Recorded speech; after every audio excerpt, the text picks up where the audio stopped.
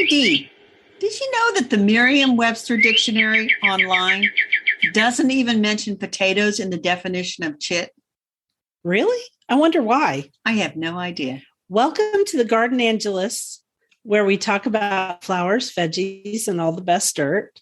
I'm Dee Nash from Guthrie, Oklahoma, where I garden on 7.5 acres out in the country. And I'm Carol Michael from Indianapolis, Indiana. I have a suburban garden measured in square feet. It's less than a third of an acre. We call ourselves Garden Angelus because we are evangelists for gardening. We love gardening and we want you to love it too. Yes, we do. And we aren't afraid to spill the beans and tell all of our gardening secrets, the good, the bad, and even the ugly. But that's enough of who, what, when, where. Let's move on to this week's episode. Hello, Dee. Hello, Carol. So we are recording this on the very last day of February. And after last week's dismal weather, February can leave now. Shut the door. Don't come back for another year.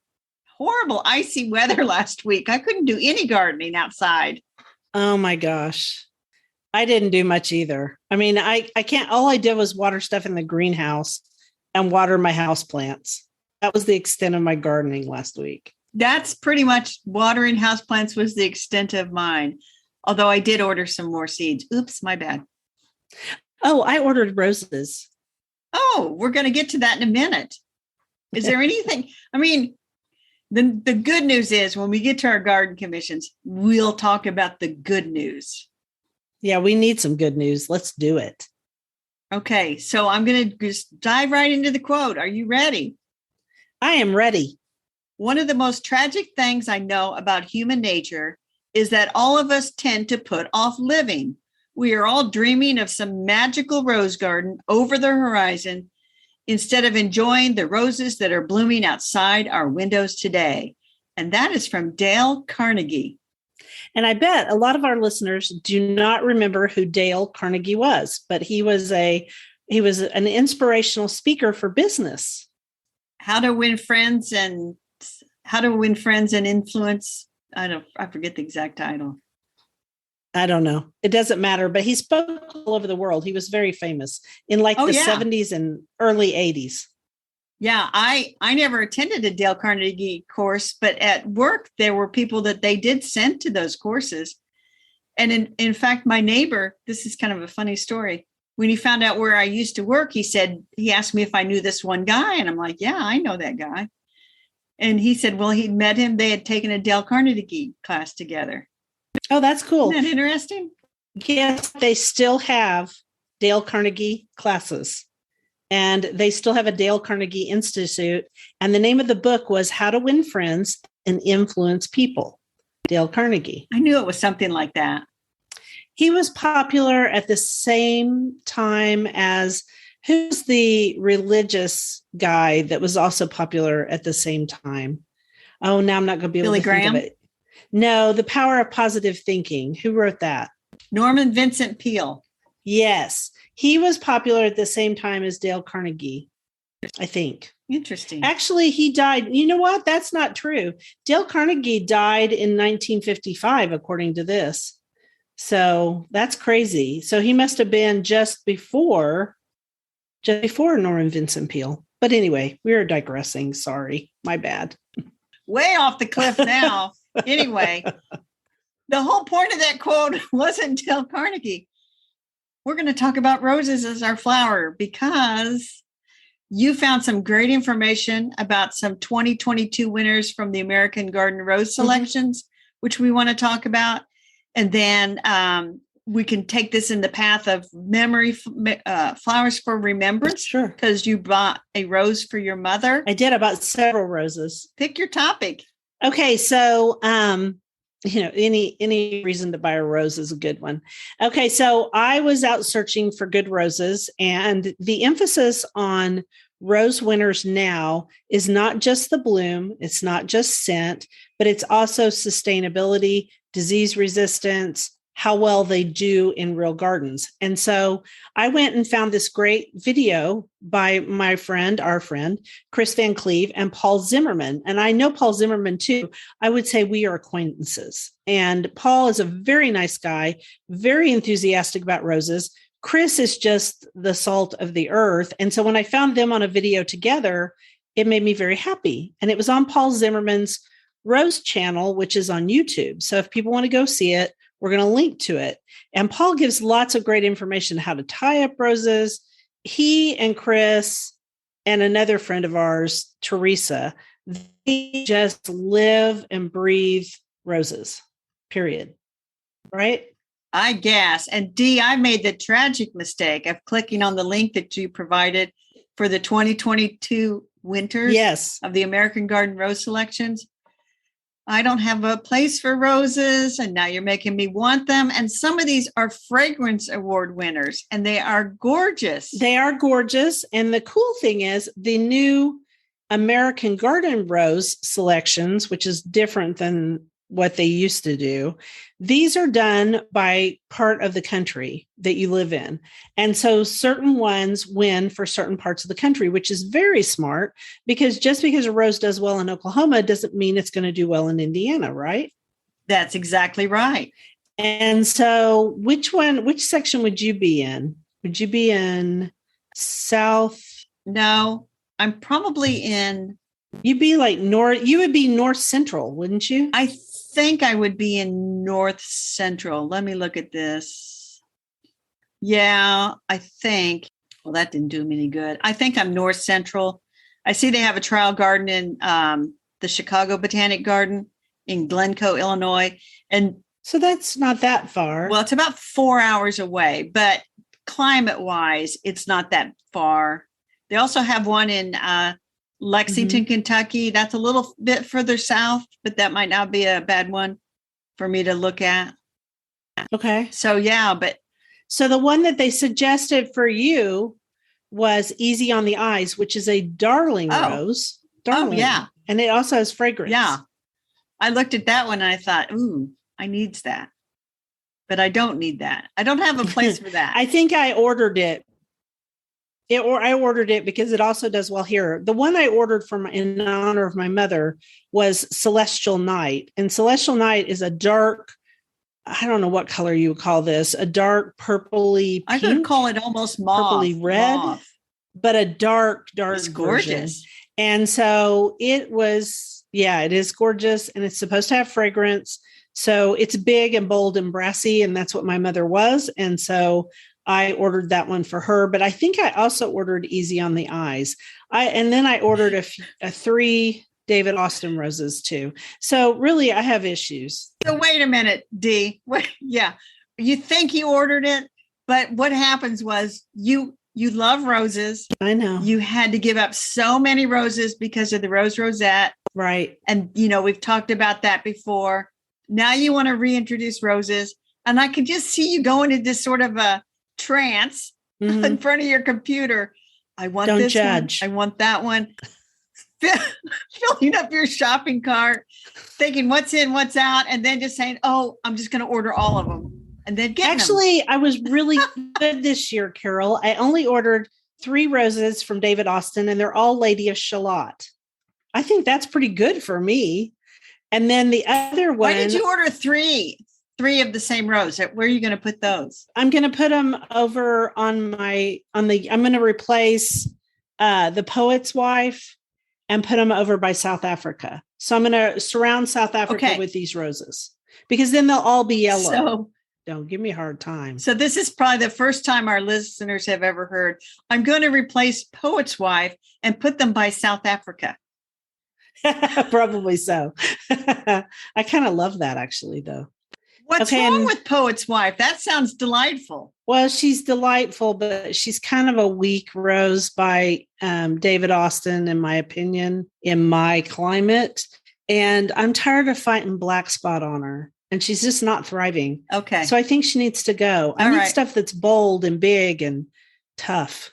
I need tough roses. Exactly. Okay. Well, I just wanted to find out. And then it'll take a couple of years before they come into their glory, I'm assuming, after you've planted them. It takes 2 to 3 years before you know what you've got. And you also have to be careful in my garden not to smother them with other things because I am notorious about that. But so far, look, I've already started pruning my roses, and that's something we could talk about before the ice came in, I went out and pruned some of my roses. I have not fed them yet.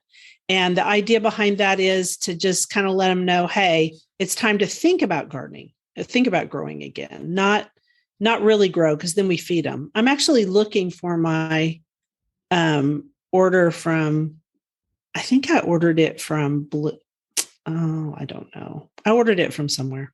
Well, I mean, it is good for listeners to know that even in my climate, zone 6A, you can start trimming roses now. We kind of say March in my climate before they really burst out. Look for the first bit of green. If there's black at the top, that's dead. Cut that off. And don't just leave the clippings around. You want to throw those away in case they have disease. Yeah, definitely don't put the clippings in your compost pile. Don't do that. That's a bad idea. So you need to throw those away. And you also need to, in my climate, you need to be looking for rose rosette on your roses. It's a little hard to tell, but any rose that is down to like 1 or 2 canes, if it's a grafted rose, I go ahead and get rid of it. If it's on its own root, I will let it grow again.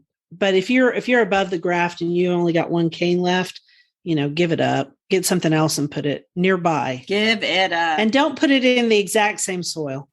No. So the other thing is, are you getting your new roses bare root as dormant plants? The 3, yes, I'm getting, bare root right now, because I don't want to ship roses with dirt around them, because that's really expensive.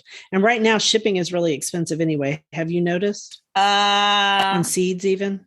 Yeah, I'm assuming that everybody's prices have gone up again. Yeah. Well, yeah. Which, here we go again. So let's point out that many garden centers carry botanical interest seeds, so you can go and shop to your heart's delight and get the seeds direct, and then you don't have to pay shipping.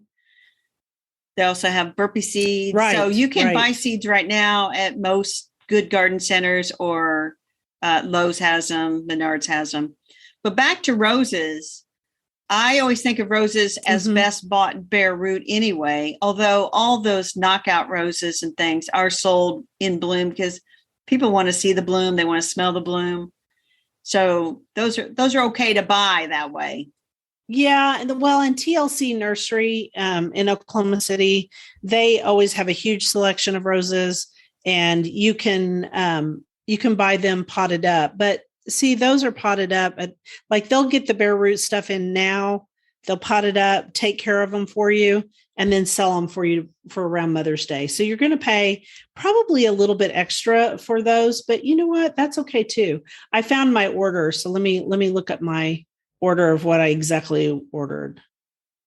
You found this mysterious order that you placed that I just don't remember. I'm bad about that. I get bored, and then especially in February. Do you blame me? I mean, really? Okay, so I bought Celestial. I did exactly what I thought I did. I bought 3 of Celestial Night and 3 of Easy on the Eyes. And I'm going to put Easy on the Eyes in that little border that's right next to my deck on the, like, if you're staying on the deck looking at the garden, it'd be on your right. So down below, and I'm going to replace. That'll be nice. Well, it'll be really pretty there because it's short. Easy on the Eyes is short. And I have another rose there right now that was actually a trial plant that was sent to me, and I'm just not in love with it, and I'm tired of it. And then also Celestial Night, I'm still thinking about where I'm going to put it. But I bought 3. Well, and I only have 3. I have 3 roses. They're kind of getting too much shade. I think they were trial plants. That's it. They're pretty, but I'm just not a big rose person. I just don't have a good place for them. Right. You need a good sunny place. Yeah. And I just don't have a good place for them. So I'm not going to grow roses yet. And that's okay. Not everybody should grow them. I mean, they're not easy, but they were the first thing I fell in love with. And so I grow them. Also, so we're going to link to all of this stuff for you guys so that you can come over here and you want to be tempted to buy the award winners. Go ahead. Yeah. Shall I do the next quote? You shall. I love this quote. I love this book. You and I've looked at this book a lot. We're really glad we bought it. Yeah. Every spring, we fire up a slightly modified 1952 John Deere potato planter and drive it along a patch of our rich, sandy loam soil to get seed potatoes into the ground. We love old machinery like this because it handles vegetables gently and is much lighter on the soil than modern farm equipment. Farmer Lee Jones from the Chef's Garden. That is wonderful. So that's the second clue of the vegetable topic. The first one was the word chit. We talked about the beginning. We're going to talk about potatoes again. Dee, this book, I'm like, I'm not going to plant potatoes. And then this book makes me think I should plant some potatoes. Why not? Yeah, exactly. Well, I'll say this, potatoes are not hard to grow if you've got good soil. So if our listeners are inclined to grow potatoes, they're not hard to grow. I don't think. I think they're pretty easy. No. Now they do get diseases, but I like to harvest them as new potatoes anyway. And that's what he talks about in the book, is that they really don't grow theirs for really large potatoes. They're growing them for small colored, beautiful colored potatoes of all different varieties for plates in restaurants. And I just decided a long time ago that my favorite potatoes are small ones. So I just grow small ones in smart pots. I love those. I love the small potatoes. Yes, the smart pots is the way to go. And you mentioned disease. Did you mention disease? I did. You want to buy certified undiseased, certified no disease. I didn't say that very well. You want to buy clean potatoes. In other words, you don't want to plant potatoes from your grocery store. No, you should get them from a reputable source. And I think if you're going to grow potatoes, unless you are like living on acreage and you're trying to have enough potatoes to eat all winter, the small potatoes is the way to go because they do taste better. They're creamier or something. I don't know. I do like them. I think the texture is completely different. It's very creamy, very delicious. And one of the points he makes in the book that I thought was the best is don't eat the skin of a potato that isn't organic. I will second that, having gone in college on a field trip to a potato farm. And they tell us a little bit about that, Carol. Well, I will preface it by saying that this was like 1979, 1980, and their methods may be entirely different now. But they would spray the entire potato field with Roundup to kill the top vine, then dig all the potatoes, and then they would send them through 2 or 3 baths where they would get washed and then go through a cool drying cycle and then straight into the bag and off to the grocery store. So when I saw that, I have never eaten a potato skin at a restaurant since then. Every once in a while, those good cheesy potato skins that are sold as skins are too delicious to not try. But I generally take the skins off, even if I buy them at the store. I try to buy organic, but I always remove the skins because I'm thinking they sprayed and you hope that everything's good. Well, and also in potatoes that are not organic, they also put that de-sprouting powder on them so that they don't sprout while they're in storage. And I don't know what that stuff is called, but I don't want to eat that. No, I don't want to eat it either. Scrub it. Scrub it. Just buy organic potatoes. They aren't that expensive. Potatoes aren't that high. If you can find them. Right now, grocery stores, I was trying to explain to Bill about how you can't find certain things at the grocery store right now, at least here. Is it like that at all there? Yeah. Sometimes you'll go to the grocery store and think, what happened here?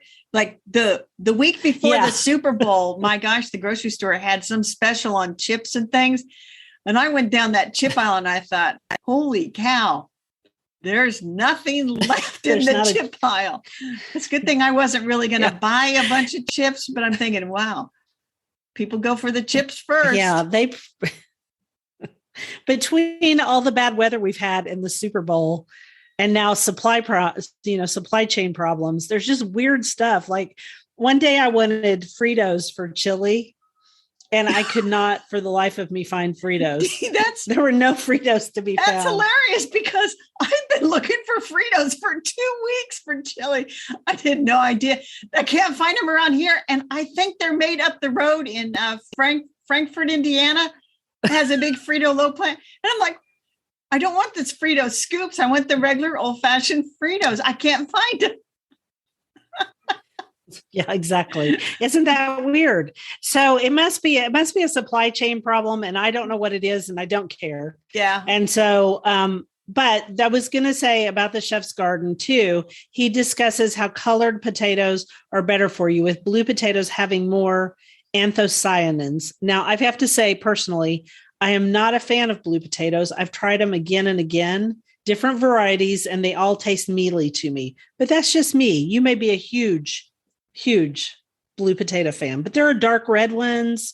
There are all different kinds and now. You know what, Dee? This is you are a bad influence on me. You're like that girl that is like not supposed to hang out with her because she's a bad influence on you. Because now I'm thinking I have like 3 or 4 smart pots, and I wasn't going to put anything in them. I thought, I could get some small potatoes, just like all the different colors, and plant them, and wouldn't that be fun? That'd be fun. Yeah. I think I'll order with some potatoes. You're a bad influence on me, Dee. German fingerlings. Oh my gosh, I love the fingerlings. Are delicious. I love fingerling potatoes. See? You're so bad. There's nothing better for a potato salad than German fingerlings because they are nice and waxy. I am bad and I don't care. You're so bad. I can't believe it. I will be ordering some potatoes. I'll find a good source, and then I'll put the source in the notes. So people, I don't know what that source will be yet, but it'll be in the notes. I'll find a good organic source for potatoes. Yeah, let me know. Okay, you want to do the next quote? You cannot open a book without learning something. Confucius. Yes, and I would urge people to read books about things, especially about current issues and gardening and life, because you can't really, online sometimes doesn't give you very good information. So on the bookshelf, I would encourage people to read the lighthearted books from the 1940s and 50s. Yes, or read The Bluebird Effect. I've been reading The Bluebird Effect for the last 2 weeks, since we featured it, and I'm almost finished. And that is the most pleasant, happy book I've read in a long time. Very good. I am not as far as you in it, but it's on my bedside table, and I try to read a little bit at night instead of screen time. I have book time. Good for you. I wish I could talk my husband out of screen time, but that's another topic for another day. So our book this week is one that was sent to us. Is it Quartro? Yes, Cool Springs. Yes. It's the 4-Season Food Gardening, How to Grow Vegetables, Fruits, and Herbs Year-Round by Masila Della Yana. I have only looked through it. You have actually looked through it a lot more. And when we first heard about this book, we were a little bit like, do we need another 4-season vegetable book? And I think we do. I think we do too. This is a delightful book all about growing vegetables. And even if you decide to skip winter, for example, that's fine. So much good basic information, a lot of talk about soil and fertility, season by season info. And then she has specific information about various vegetables and herbs. And so I did a little looking up about this author because I had not really ever heard of her. I had not either. So she has a lovely YouTube channel called Learn to Grow with over 135,000 subscribers. And it's just so pleasant to watch. She starts out with, "Hi, this is Masila, and today I'm going to talk about growing potatoes or garlic or whatever." And then she goes and kind of gives a good bit of information. Yeah, she's cute. She's lovely. So cute. And she has a beautiful garden. And I liked that she talks about unusual things like I don't know if I'm pronouncing this right. It's Hugelkultur mounds.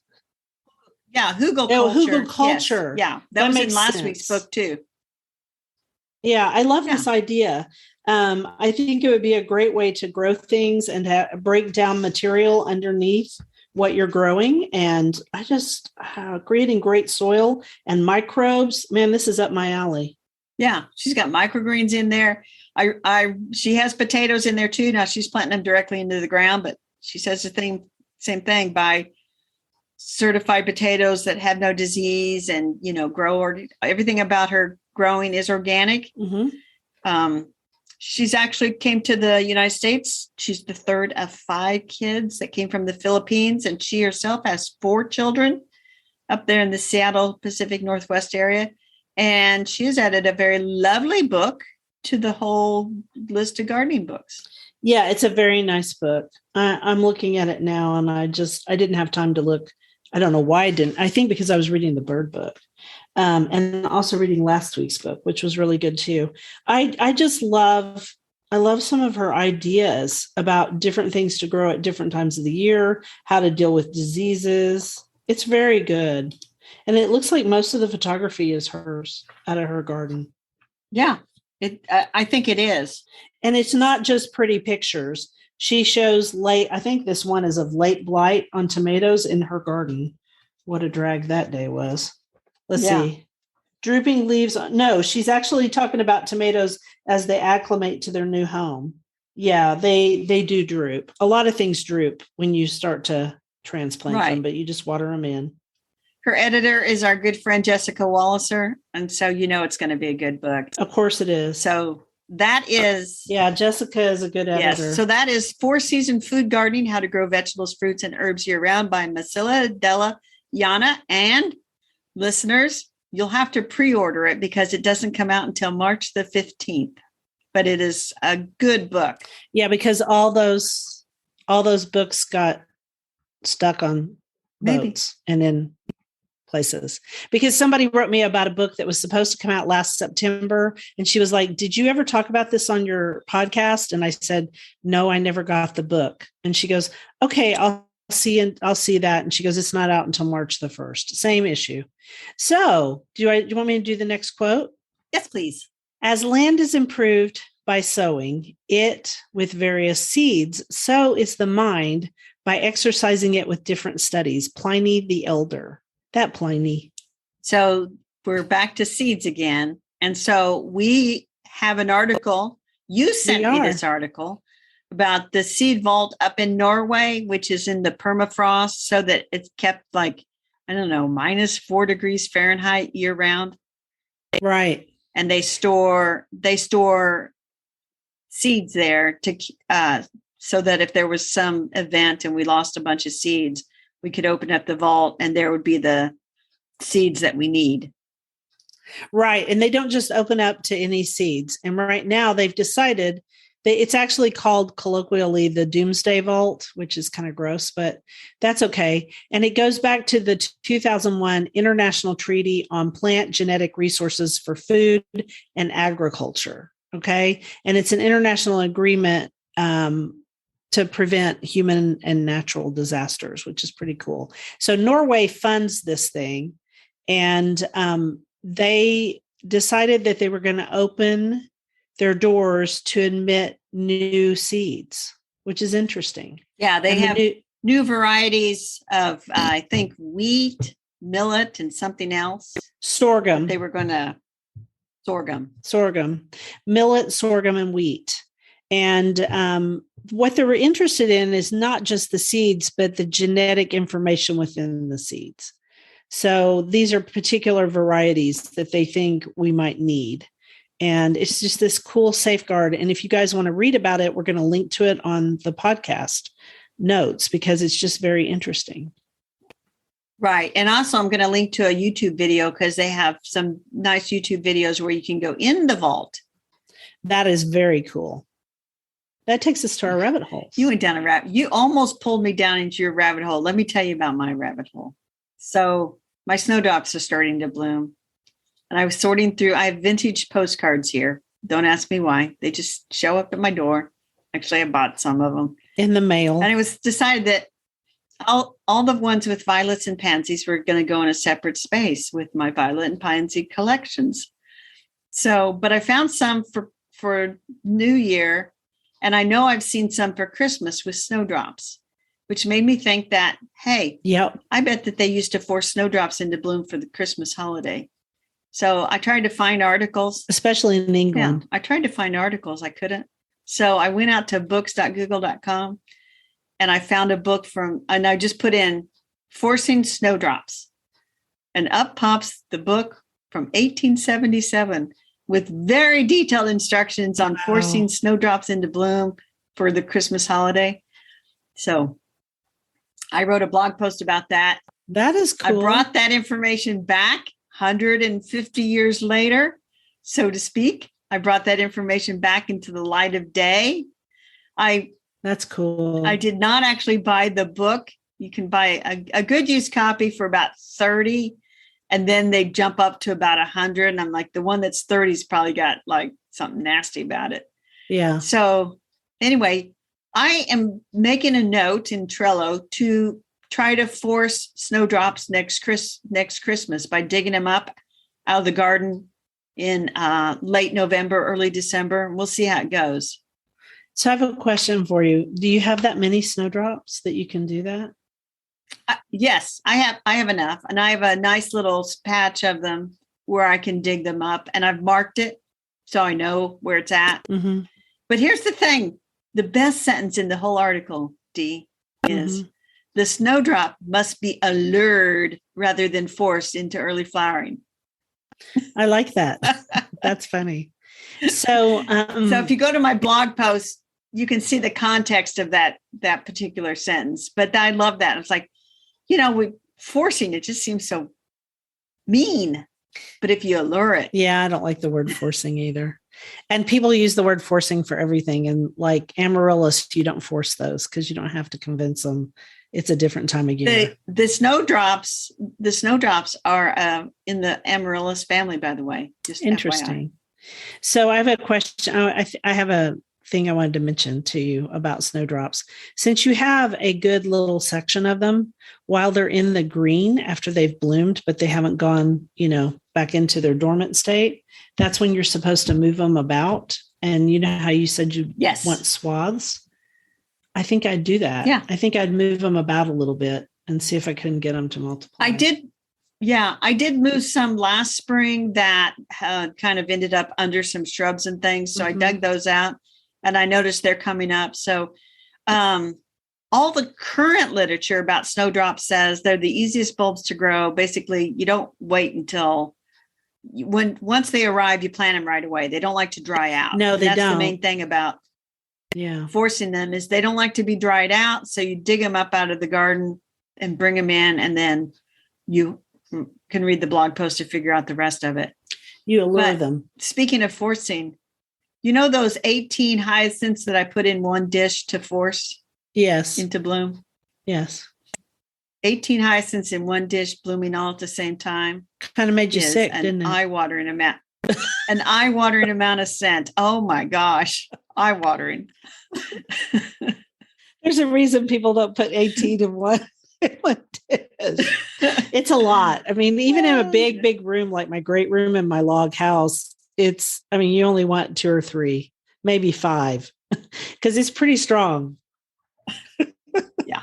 The scent has dissipated quite a bit. So go. I was going to throw them outside, but the scent dissipated enough. I thought, I never really got a headache from it. I just kept thinking, man, that's strong. That's so funny. Okay. So you want to hear about my rabbit hole? Tell me about your rabbit. You almost pulled me down into this rabbit hole. You're a bad influence this week on me. Bad influence. I am not a bad influence. You're just not strong. So a while back, I bought, I don't know why, but I bought some of the Penguin Great Food series.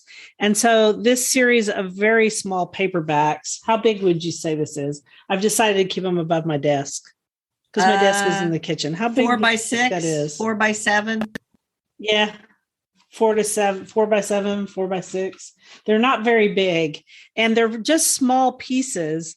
And so they were done by various authors, a lot of them, and they were produced first in, my music is trying to start all by itself. They were started in the UK first, and then they came out in 2011 in the United States. And so the rabbit hole is actually trying to track down certain titles. If you want to go buy the whole set, it's $200. But the real fun is trying to find them a couple at a time. And if I lived in Great Britain, it'd be easy because they have them at resale shops. And so they're written by very, very famous food writers. Like one is by MFK Fisher. This is Alexis Sawyer, the chef at war. And the fronts of them are beautiful too, even though little paperbacks. All of the cover art is based on shapes and patterns of ceramics that were used in dining rooms and kitchens, true to the period at which the books were originally published. Don't get me started. They sound really good. Yeah. No, this is the 1800s. Yeah, this is in the 1800s. So he was writing about a different war. Anyway, fun thing. That is fun. Why don't you just buy the whole set of 20 from the Great Britain? Well, because I already had 5. And so I just went and bought all used copies. I found them for $3. So you noted that Penguin USA has started to release them in the United States, and they've released 9 of the 20. So do you have the US copies or the UK version? I have both. And that was in 2011 that they had only done 9 of the copies. Now I think they've done all 20. So I think some of these are from Great Britain and some are from the United States. Most of them from the US. A true collector would want all the UK or all the US. This mixing is never going to work. It's working just fine because they look exactly the same. This one's a UK variety. Uh-huh. And this one is US. Okay. And they started out in the US as $12 a piece. And so anyway, they're pretty. And if you want to own them for prettiness, great. And if you want to read them, you can read them. Like this one is Agnes Jekyll, A Little Dinner Before the Play. Isn't that cute? That is very cute. This is a UK one. That's nice. So no, I did not differentiate because you know what? Nobody cares about this but me. And so it's not like a collector's going to come in and look at them. Oh, okay. Well, I was just letting you know, you should be UK or US. Thanks. So how many do you have? How many do I have? 1, 2, 3, 4, 6, 7, 8, 9. I have 9 and then number 10 is on its way. Very nice. And I've ordered all but one. I have all but one ordered. Very nice. Because I can't get one of them. So I'm on Thrift Books and I'm looking for the one I can't find. But, this is just something to do in winter, Carol. So if you want to find that last one, go to bookfinder.com and it'll tell you every single bookseller that's got it. Abe Books, Thrift Books, eBay sellers are on there. Amazon sellers are on there. Biblio, whatever's on there. Okay. Bookfinder.com. I'll give that a try. All right. Cool. We are ready for garden commissions. What you got, Dee? What you going to do this week? Okay. The day this drops, I'm giving a speech to the Oklahoma Gardeners Association about bringing English gardens back to Oklahoma. So learning design and other things from English gardens and applying it to Oklahoma gardens. And I'm going to keep on cleaning up the garden and cutting back roses. And I'm going to plant the 3 roses that came. Very nice. And here the weather is going to warm up nicely. So I'm going to head out to the garden. Spirea. I'm going to cut back a lot of spirea because that is a shrub you can whack way back in the early spring before it leaves out. Yeah. They'll come back and it'll be a nicely shaped plant. And I recommend it if your spirea has gotten out of control. Which I have one that regularly does. I'm also on high alert because it is going to warm up all week. And the warmer it gets, the more likely that the greenhouse is going to send me a text and say, hey, Carol, violas are ready. They're usually ready before the pansies. So I'll rush down there and get a flat or 2 or 6. Whatever. 6. That'll be, what we call 6 flats of violas, Dee? No. A good start. Oh my gosh. You're ridiculous. Okay. And aren't you going to sow some seeds? I do need to really start sowing some seeds. Anyway, that is it for this week, Dee. We want to thank everyone for listening to The Garden Angelist. If you like our podcast, please tell your friends about us. Also hit the subscribe button so you don't miss anything. And if you listen to Apple Podcasts, we love a 5-star review that helps us get noticed by others. Could you also share our podcast with your gardening friends? Word of mouth is still the best way to get the word out there. Yes, and be sure and check out our show notes for links for information about today's topics, plus links to our own websites. And if you want to help support us, use the affiliate links. If you buy something after clicking through on them, we're in a small commission and it costs you nothing. It was lovely to chat with all of you over the Garden Gate today. Bye until next week. Bye, everybody.